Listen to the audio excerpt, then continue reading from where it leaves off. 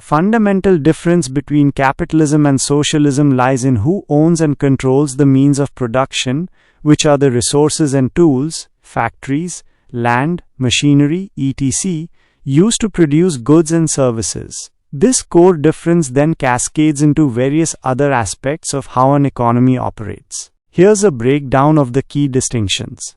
Capitalism. Private ownership. The most defining characteristic of capitalism is that the means of production are primarily owned by private individuals and businesses. This means that factories, farms, land, and companies are largely in private hands, not the government's. Profit motive. The driving force behind economic activity in capitalism is the pursuit of profit. Businesses produce goods and services and make decisions based on what they believe will generate the most revenue and profit for their owners or shareholders. Market allocation.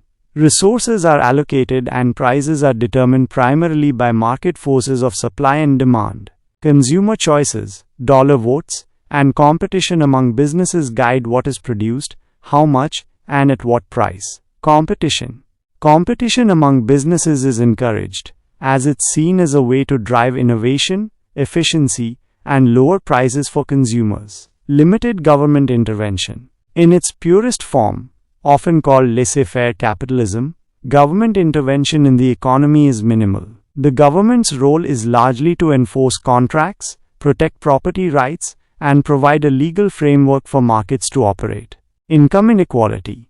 Capitalism by its nature tends to lead to greater income inequality. Individuals' wealth and income are largely determined by their contribution to the market, their skills, investments, and entrepreneurial success. Examples. The United States, most Western European countries, though many are mixed economies with significant social programs, Japan, and South Korea, are examples of largely capitalist economies. Socialism.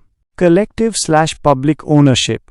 In a socialist system, the means of production are primarily owned and controlled by the community as a whole, often through the government or worker cooperatives. The idea is that essential industries and resources should serve the collective good rather than private profit. Social welfare/needs.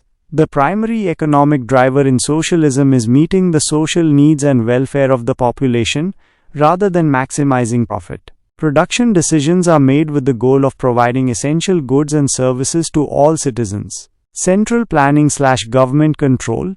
Resource allocation and production decisions are often guided by central planning or significant government control and regulation. The government plays a much larger role in determining what is produced, how it's distributed, and at what price. Cooperation over competition. While some competition might exist, the emphasis is often on cooperation and collective effort to achieve societal goals. Extensive government role.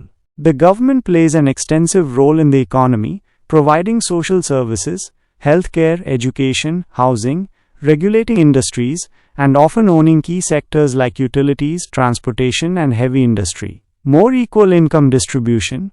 Socialism aims to reduce income and wealth inequality through policies like progressive taxation, social safety nets, and government provision of services, ensuring everyone has access to basic necessities. Examples.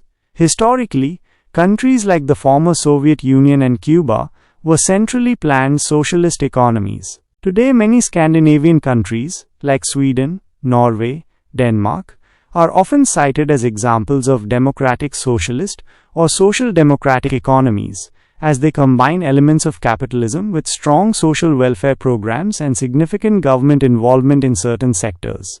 It's important to note, pure forms are rare. In reality, most modern economies are mixed economies, combining elements of both capitalism and socialism. Governments in capitalist countries often provide social safety nets and regulate industries, while even some socialist countries may allow for private enterprise to a degree. Spectrum of ideas. Both capitalism and socialism encompass a wide spectrum of ideas and implementations. There are different schools of thought within each ideology.